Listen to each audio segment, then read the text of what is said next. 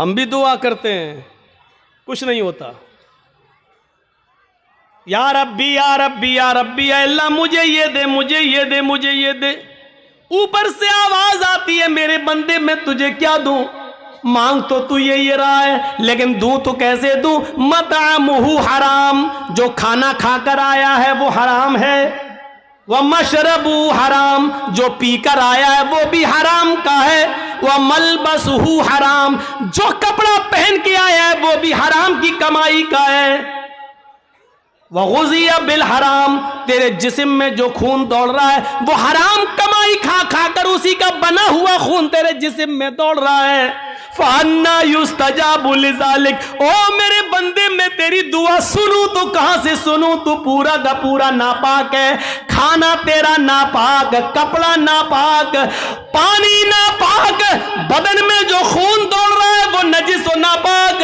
आए मेरे बंदे मैं तेरी दुआ सुनूं तो कहां से सुनूं? अल्लाह सुनता नहीं है, ऐसे सुन लेगा अल्लाह? 13 साल की मेहनत के बाद का अल्लाह ये 313 बर्बाद हो गए, तो कभी इस रुए जमीन पर तेरी इबादत नहीं होगी। अल्लाह अल्लाह कोई नहीं कहेगा। ईमान का जज्बा देखिए, क्या था ईमान, 1000 से लड़ रहे। इमाम अहमद इब्न हंबल के पास एक औरत आती है,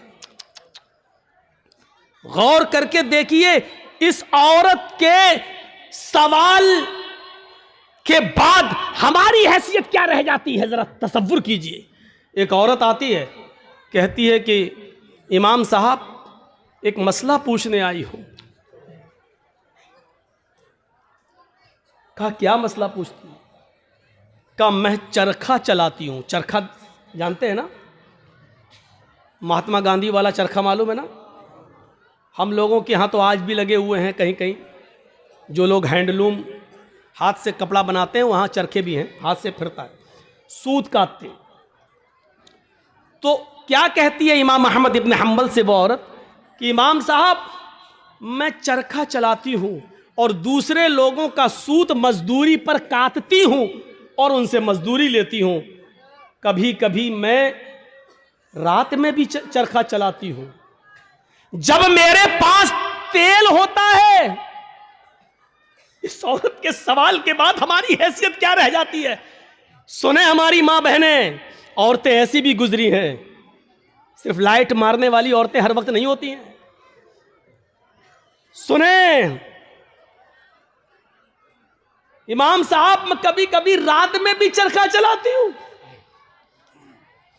जब मेरे पास चिराग जलाने के लिए तेल होता है तो मैं चिराग जलाकर उसकी रोशनी में चरखा चलाती हूं, सूत काटती हूं। इमाम अहमद इब्न हंबल फरमाते हैं अल्लाह तुम्हारी रोजी में बरकत दे, रिस्क में बरकत दे।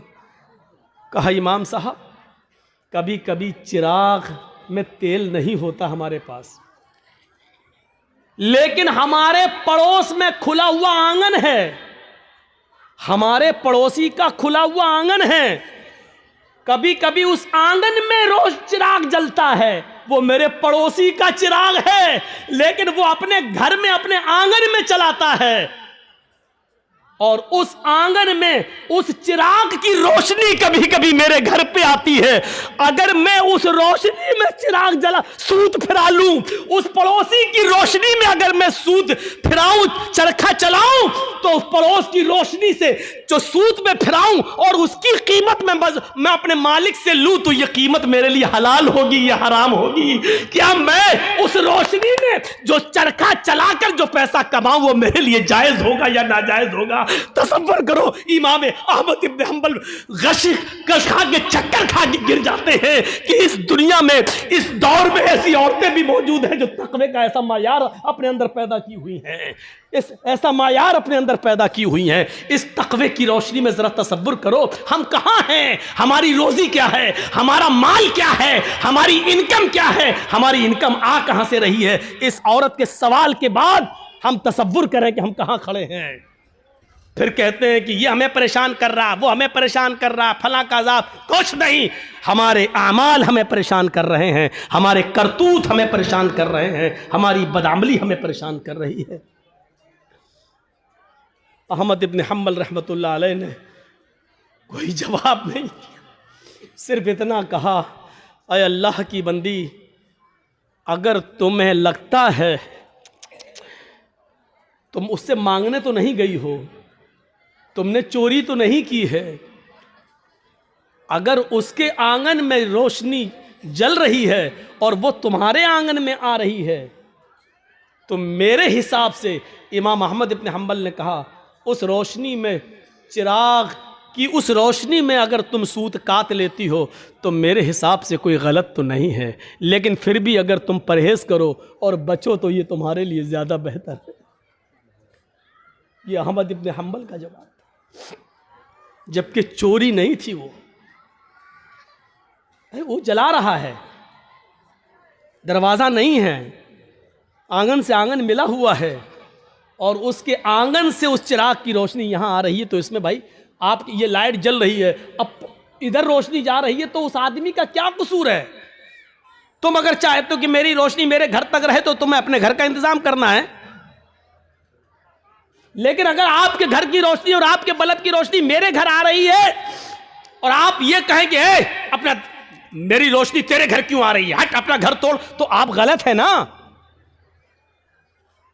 जरा तसव्वुर करो, अहमद इब्न हम्बल ने, जब वो औरत जाने लगी, वो बूढ़ी औरत, तो अहमद इब्न हम्बल रहमहुल्लाह ने लोगों से पूछा कि ये जिस बाप की बेटी है, इसका बाप कोई मामूली शख्स नहीं होगा, ज़रूर किसी अच्छे और नेक बाप की तरबियत होगी जिसने ऐसी नेक बेटी पैदा की है। ज़रा तसव्वुर करिए, नबी अकरम की दुआ इसलिए कबूल हुई क्योंकि आप सरापा रिज़्क़ हलाल इस्तेमाल करते थे। सहाबा की इसलिए मदद हुई उस जंगे बदर में क्योंकि किसी सहाबी ने माले हराम को अपना लुक़मा नहीं बनाया। मेरे भाइयों, 1000 का लश्कर फिर मगलूब होता है और 313 सहाबा को फतह होती है। ये 313 सहाबा जो लड़े, ये कौन सी चीज थी? ये वही ताकत थी, वही स्पिरिट थी। कौन सी? ईमान। अगर ईमान ना होता तो लड़ते?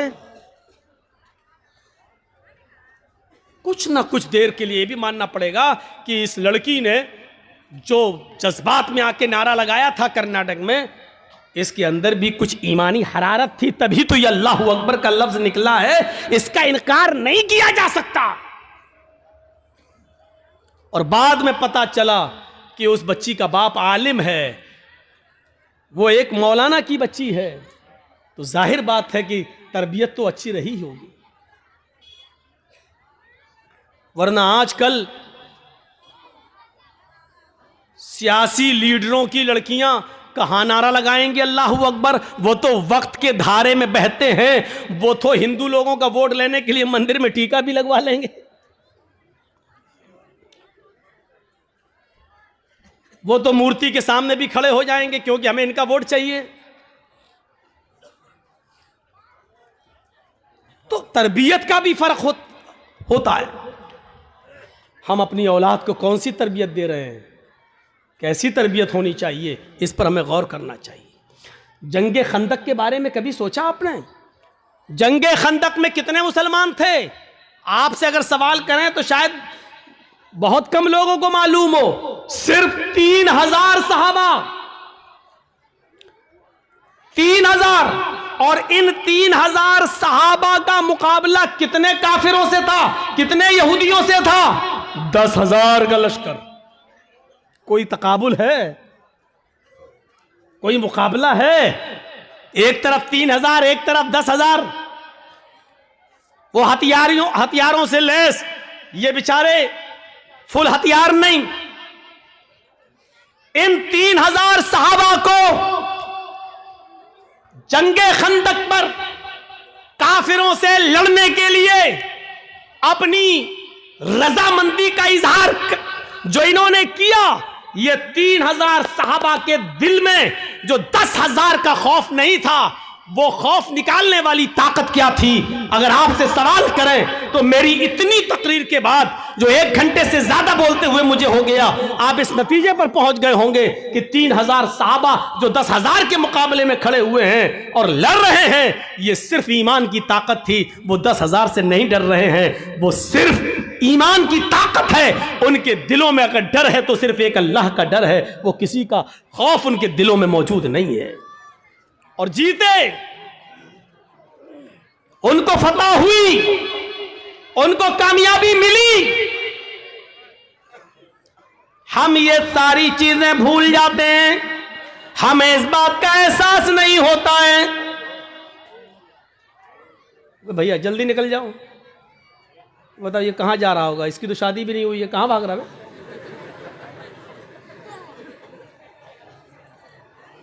और वो देखो वो चाचा उठ के जा रहे हैं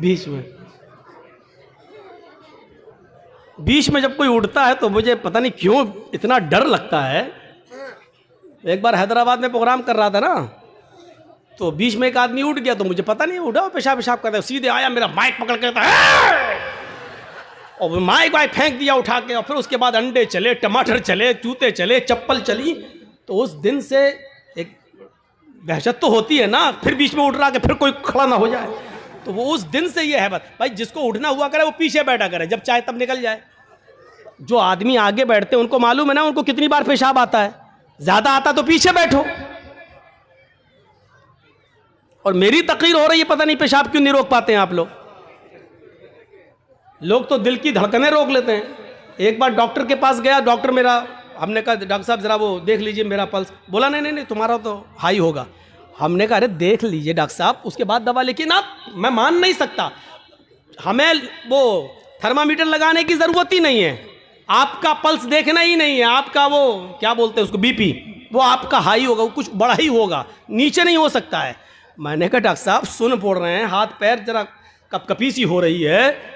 कहता कि जब आपकी तकलीफ सुन के हम लोगों के लेवल हाई हो जाते हैं, हम लोगों का बीपी हाई हो जाता है, तो आपका कैसे लो हो सकता है? उसने चेक नहीं किया, अल्लाह की कसम चेक नहीं किया, ऐसी दवा दी।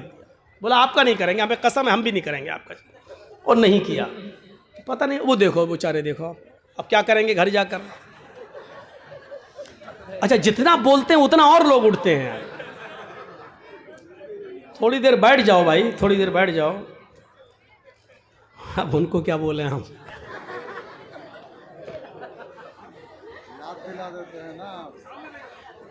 वो चचा जा रहे हैं बेचारे, अब तो चची के लायक भी नहीं है, फिर भी जा रहे हैं। क्या करेंगे जाके। अच्छा चलिए, अब आप लोग जाग गए हैं, थोड़ी बहुत नींद आ रही होगी, उसका गलबा खत्म हो गया है। सुनिए, तो अब आप अंदाजा लगाइए, वो खंदक 10,000 का मुकाबला 3,000 और जीत गए। क्या चीज थी? वही अल्लाह का खौफ, वही अल्लाह का डर। जैसे एक पुलिस वाले में ये ताकत होती है कि वो अकेला नहीं, सरकार की ताकत है उसके पास, ऐसी जो पक्का सच्चा मोमिन है वो डरता नहीं है, अल्लाह की ताकत है उसके पास, ईमान है उसके पास, ईमान की ताकत है उसके पास, उसको खौफ नहीं होता है, वो लड़ता है, आमादा हो जाता है। ये वाकया सुनाया है, लेकिन फिर भी आपको सुना देता हूं। सुमैया रजी अल्लाह ताला अन्हा का क्या मैटर था? अबू जहल के सामने खड़ी है, तबकात के अल्फाज है, इब्ने साद ने नकल किया है कि उसने सुमैया के कपड़े तक फाड़ दिए, फिर भी कहती है नहीं अल्लाह एक है। अबू जहल ने नेजा लिया, नेजा, तबकात के अल्फाज, वो नेजा उसकी शर्मगाह में दाखिल कर दिया। सुनना बहुत आसान है, लेकिन एक हल्की सी खरोंच हम बर्दाश्त नहीं कर सकते हैं, उसकी तो शर्मगाह में नेजा, इधर से डाला उस तरफ निकाल दिया, और हाथ पीछे से बंधे हो, वो नेजा पकड़ के निकाल भी नहीं सकती हो। और ऐसी कंडीशन में भी देखिए ईमान की ताकत क्या, वो ये नहीं कह रही अल्लाह मेरी हिफाजत फरमा, अल्लाह मुझे बचा ले इस दुश्मन से, ये नहीं कह रही है। उसकी जबान से जो जुमले निकलते हैं वो जुमले ये, या रब्बी सब्बित कदमी अला दीनिक, ऐ अल्लाह इसकी दी हुई सजाओं पर मेरे कदमों को साबित रखना, मेरे ईमान पर, कहीं इसकी सजाएं मुझसे मेरा ईमान न छीन ले। जान जा रही जाए, रूह निकलती निकल जाए, लेकिन ईमान, मेरी आखिरी हालत में ईमान ना निकल जाए। कहीं ऐसा ना हो कि इसकी दी हुई तकलीफें मैं झुक जाऊं और इसकी बात मान लूं और ईमान से हाथ धो बैठूं। ऐसा ना हो कहीं। सब्बित कदमैया अला दीनिक, ऐ अल्लाह अपने दीन पर, अपने इस ईमान पर मेरे दिल को साबित कदम रखना, मेरे कदम को साबित रखना, मैं बहकने ना पाऊं, ईमान मुझसे न छीन लिया जाए। ये दुआ उसके मुंह से निकलती है। हम लोग तो जलसा ख़त्म होने के बाद कहते हैं अल्लाह जब तक ज़िंदा रखना ईमान पर, इस्लाम पर रखना, और जब ख़ात्मा हो तो ईमान पर हमारा ख़ात्मा फरमाना। हो गई तकरीर, ख़त्म, जाओ। अब 1 साल के बाद जब जर्जी साहब आएंगे तब तक आप इस्लाम पे अमल करेंगे। कोई मर गया तो वो ईमान पर उसका खात्मा हुआ है। हमने सब कुछ दुआओं को ही समझ लिया है। सहाबा किराम सब कुछ करने के बाद दुआ करते थे। अल्लाह के रसूल पहले अल्लाह पर भरोसा किए, 313 लोगों को निकाल के लाए। 313 सहाबा ने अपनी जिंदगी अपनी हथेली पर रख ली, सर पे कफन बांध लिया कि अब घर लौट के नहीं जाना है। 1000 का लश्कर सामने, अब अल्लाह के नबी दुआ कर रहे कि अल्लाह अगर ये 313 मिट गए तो कभी जिंदगी में तेरा नाम लेने वाला कोई नहीं होगा।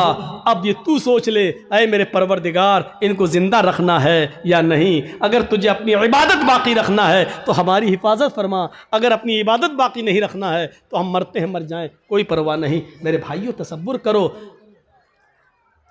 हमने क्या किया अपने आप को। बस हराम खाते जा रहे हैं कि अल्लाह हमें हराम खाने से बचा ले।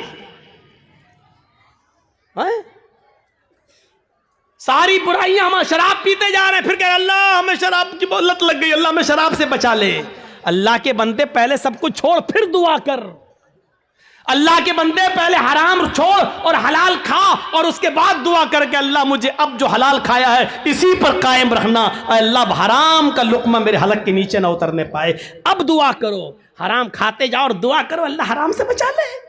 शराब पीते रहो और दुआ करो अल्लाह शराब से बचा ले।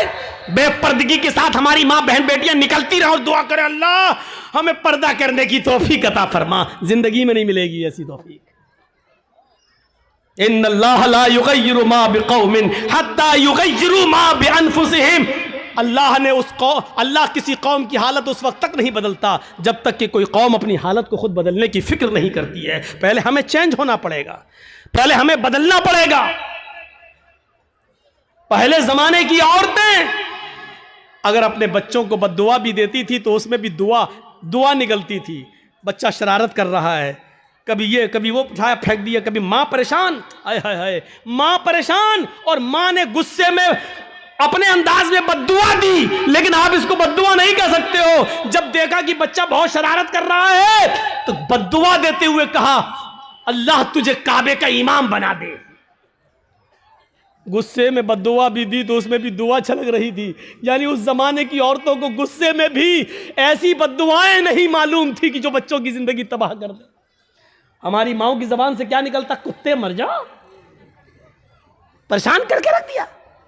अब कुत्ता कहती जा रही है, अब ये नहीं सोच रही कि कुत्ते की अम्मा कौन हुई, लेकिन कह रही कुत्ते मर जाओ, और पता नहीं क्या क्या वो कह देती है। एक बच्चा शरारत कर रहा है और जब तंग आ गई मां तो गुस्से में रोते हुए कहती चल अल्लाह करे तुझे काबे का इमाम बना दे।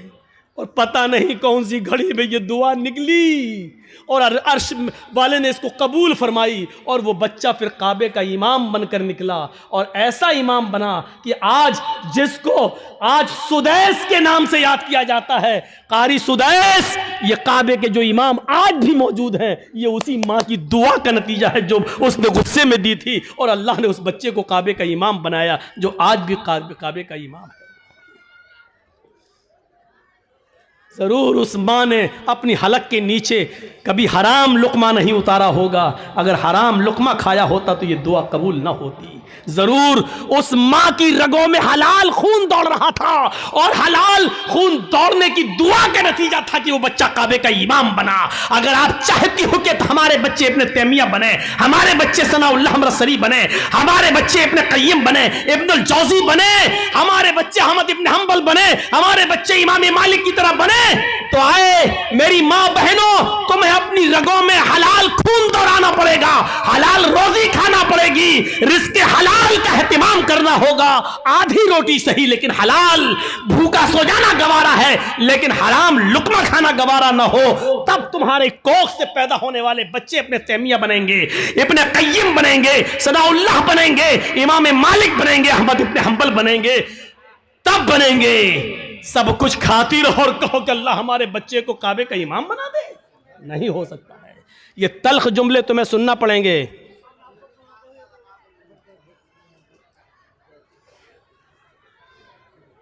सुनना पड़ेंगे तल्ख जुमले। तसव्वुर करो क्या था वो जज्बा। सुमैया शर्मगाह में नेजा दाखिल, हाथ पीछे से बंधे, और फिर भी इस हालत में क्या दुआ कर रही है। आप ये नहीं कहोगे आपका बेटा हॉस्पिटल में भर्ती है, वेंटिलेटर पर रखा हुआ है, या कोई बाप वेंटिलेटर पर रखा है, आप हमारे पास आएंगे, जर्जी साहब महलदार पाड़ा में आए, जुमे का खुतबा देना है, आप पर्ची लेके आएंगे, मौलाना साहब जुमे के खुतबे में के बाद हमारे अब्बू के लिए दुआ कर दीजिए, अल्लाह उनको शिफाए कामला अता फरमाए। ऐसे मौके पर भी आपको इस दुआ की फिक्र होगी कि हमारे अब्बू के लिए दुआ कर दो कि अल्लाह उनको शिफा दे, लेकिन इस मौके पर दुआ ये नहीं होगी कि अल्लाह रब्बुल आलमीन से ये दुआ कीजिए कि मेरे बाप का खातिमा ईमान पर हो, वो इस दुनिया से जाए तो गुनाहों से पाक साफ जाए, अल्लाह मेरे बाप को गुनाहों से तौबा करने की तौफीक अता फरमा। ये दुआ आप नहीं करवाएंगे मस्जिद के इमाम से और जर्जी साहब से, आप दुआ ये करवाएंगे कि कहो अल्लाह ताला उनको शिफाए कामला और आजला अता फरमाए। मैं ये नहीं कह रहा हूं कि ये दुआ करना गलत है, जायज है, लेकिन सुनो हजरत सुमैया ने उस मौके पर यह नहीं कहा अल्लाह मेरी हिफाजत फरमा, अल्लाह इसने नेजा मारा है तू मुझे शिफा दे, अल्लाह मेरी शर्मगाह में जो जख्म हो गया है उसको ठीक कर दे। उसने ये दुआ नहीं की, उसने दुआ ये की या रब्बी सब्बित कदमैया अला दीनिक, अल्लाह अपने दीन पर, अल्लाह ईमान पर मेरे कदम को साबित रख दे, अल्लाह ऐसा ना हो कि इसकी तकलीफें मुझसे मेरा ईमान छीन ले। ये क्या चीज थी? ये ईमान था, ये ईमान था। ये कौन सा जज्बा था?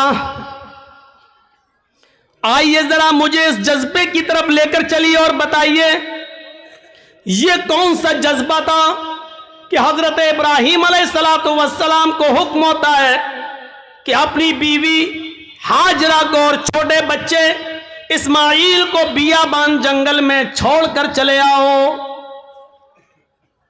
इब्राहिम अलैहिस्सलाम अपनी बीवी हाजरा को और उस बच्चे को लेकर जा रहे हैं। उस वक्त तक बीवी को पता नहीं कि ये मुझे लेके कहां जा रहे हैं। मेरा शौहर है, जहां जा रहा है मैं भी जाऊंगी, मेरा शौहर है, मुझे उनके साथ चलना है, मेरे पति है, मुझे उनके साथ जाना है। चंद दिनों के सफर के बाद एक बियाबान जंगल आ जाता है। उस बियाबान जंगल के अंदर अपनी बीवी को छोड़ देते हैं, अपने बच्चे को छोड़ देते हैं। हाजरा को उसी जंगल में छोड़ दिया। इस्माइल जो अभी अपनी मां का दूध पीते हैं उसी जंगल के अंदर छोड़ दिया। थोड़ी देर बैठते हैं, सस्ताते हैं और फिर वहां से जाने लगते हैं। इस मंजर पर जरा गौर कीजिए मेरे साथियों, यह मंजर हमें कुछ और बताता है। उस बियाबान जंगल में छोड़ दिया। आज जिस जंगल को हम मीना के नाम से जानते हैं, मीना की वादी के नाम से जानते हैं, उस जंगल में छोड़ दिया है। आपको पहले उसकी एक कंडीशन बता दें, आप यहां से कलियत तक जाएंगे, जगह जगह पर आपको बिजली के पोल मिलेंगे, जगह जगह पर आपको बिजली के खंबे मिलेंगे, आप रोशनी पाएंगे और सीधे कलिया चक पहुंच जाएंगे। लेकिन उस जमाने में बिजली के खंबे नहीं लगे हैं, दिन में भी साए साए बीत रही है। इब्राहिम अलैहिस्सलाम ने, हाजरा ने उस जंगल में दाएं बाएं देखा, बड़े बड़े दरख्त तो लगे हैं लेकिन दरख्तों पर एक चिड़िया भी नजर नहीं आ रही है। चिड़िया कैसे नजर आएगी? क्योंकि दूर दूर तक पानी का पता नहीं है, पानी का नामो निशान नहीं है। चिड़िया भी ऐसे दरख्तों पर अपने नेस्ट, अपने घोंसले बनाती हैं जहां आसपास पानी हो, वो पानी पी सके और अपने बच्चों के लिए अपनी चोंच में पानी खींच कर लाकर अपने बच्चों को पिला सके। जब जंगल में दूर दूर तक पानी नहीं, तो जंगल में एक भी चिड़िया, एक भी परिंदा भी नहीं दिखाई दे रहा है। सोचो, ऐसे बियाबान जंगल में हुक्म होता है कि यहीं अपनी बीवी को छोड़ दो। हजरत इब्राहिम थोड़ी देर बैठते हैं, फिर वहां से चलने लगते हैं। हाजरा ने देखा कि इब्राहिम जा रहे हैं, यहां तो कोई दुकान भी नहीं कि कोई सौदा लेने जा रहे हो, यहां तो दूर तक कोई